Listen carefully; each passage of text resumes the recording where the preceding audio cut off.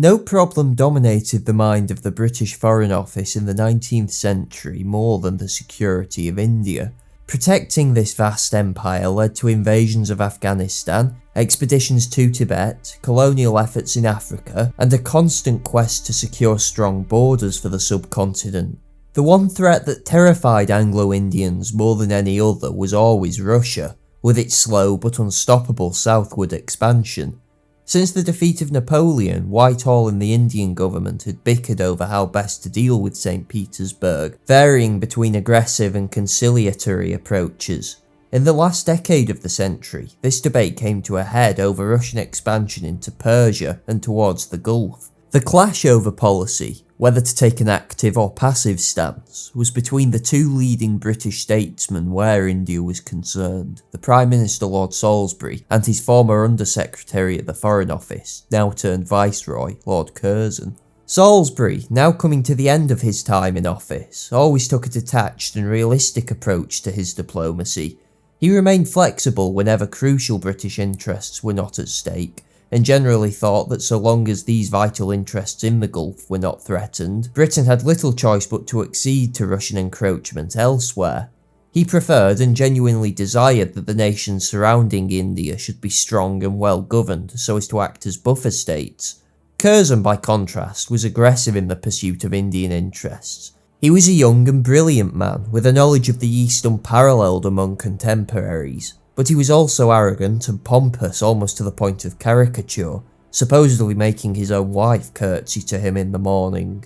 He ruled the subcontinent increasingly as if he was a sovereign in his own right, to the extent that Balfour, not wholly in jest, believed that if the Viceroy had his way, he would raise India to the position of an independent and not always friendly power. It thus requires little explanation as to why he was not an easy man for poor Salisbury to try and control.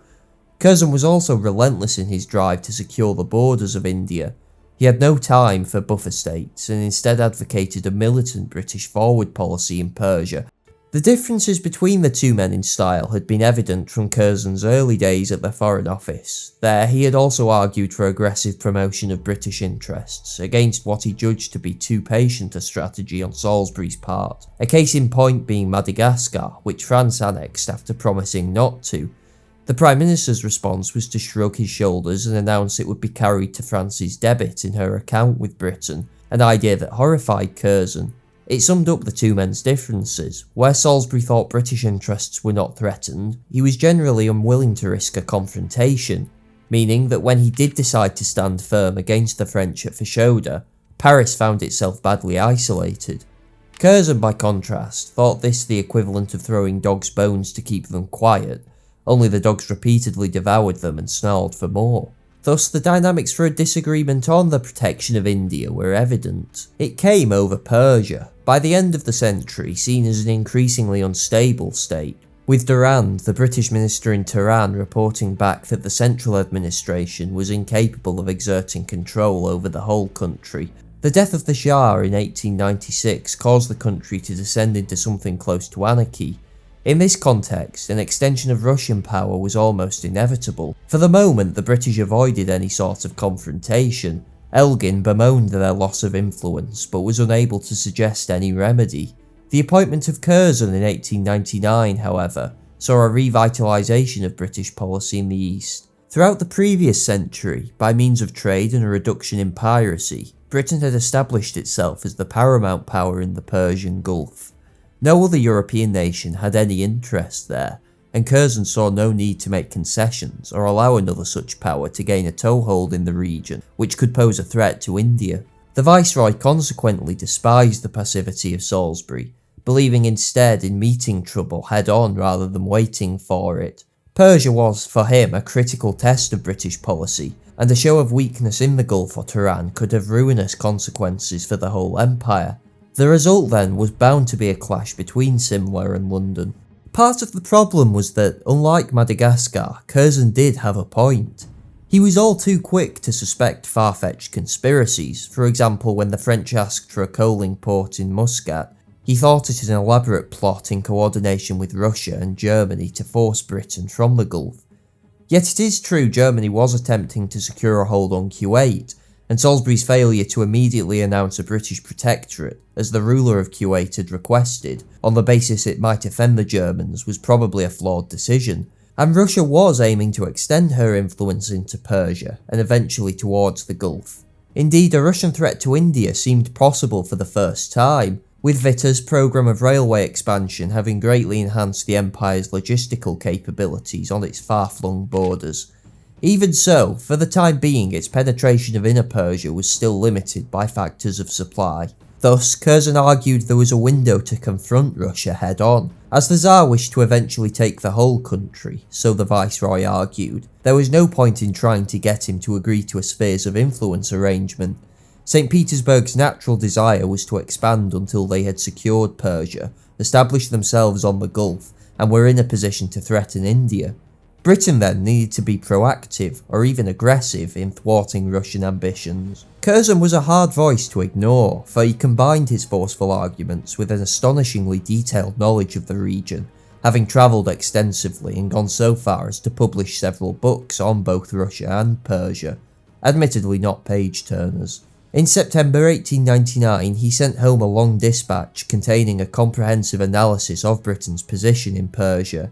If, as he believed, the interested great powers could not agree on the future of the country, London should state unequivocally that further Russian encroachments in North Persia would see Britain seize those areas of southern Persia vital to London's interests. Salisbury despaired at the bellicosity of Curzon's policy.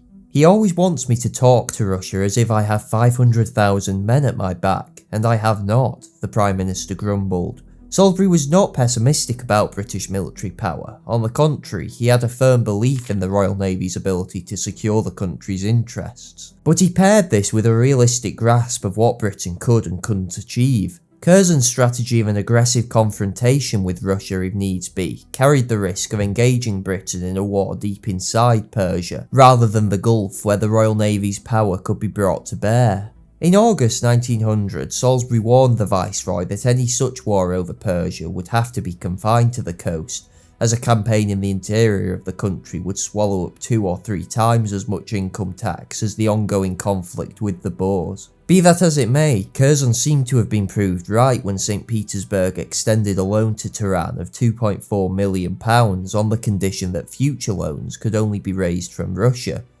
Curzon was apoplectic. My God, English policy towards Persia throughout this century has been a page of history that makes one alternatively laugh with derision and groan with despair. But by 1901, his diatribes were beginning to have more effect. With the war in Transvaal beginning to wind down, and Salisbury's retirement from the Foreign Office in favour of the more sympathetic Lansdowne, London started to take a more hardline stance towards the Shah. The new Foreign Secretary agreed with Curzon that an accommodation with Russia was impossible. In July, Hardinge, the new minister in Tehran, was told to inform the Shah of British interest in Sistan. And in September, Britain offered a loan of its own to compete with the Russians. This was, absurdly, killed by a miserly Hicks Beach, but it displayed that British policy was slowly becoming more assertive. In 1902, Hardinge bluntly informed the Shah that Britain did not intend to surrender her hard-won position in southern Persia, and that London would not permit the idea that was currently being floated of a Russian station on the Gulf, or preferential trading rights in the south. The thinly veiled threat Hardinge delivered this with, that if British views were disregarded, it might no longer be possible to make the integrity and independence of Persia the first object hitherto, marked the full transformation of British policy, moving from passivity to activity. The dispatch served its purpose. The Persian government that had been told by the Russians that British commitments in South Africa precluded it from action in the Gulf now changed tact. When the Shah visited London in 1902 and was later invested with the Garter, it represented the re-establishment of British influence in Tehran. Of course, this was not based on any sort of agreement with Russia, and the possibility of one still seemed unlikely while the Empire was so obviously looking to expand. Should Russia have continued to do so after clearly being warned, a war in defence of the British Empire would have been inevitable. As it was, Britain had a solid base to negotiate from once St Petersburg's illusions about its own power were torn apart in the Far East a few years later. Both Curzon and Salisbury had something to recommend their views. Curzon was right that Russia was bent on expansion and that a firm policy from Britain could check her encroachment, but Salisbury was right that Britain could not afford a confrontation on land in Persia if it came to it, at a time when British resources were stretched in South Africa.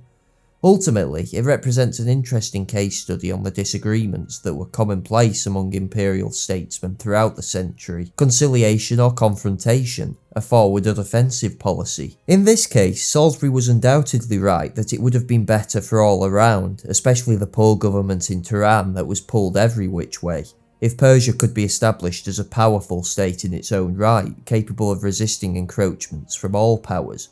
But in lieu of this, the tried and tested strategy of a good British compromise, tempered with a hint of steel, seemed to do the trick, where India and Britain's interests were concerned.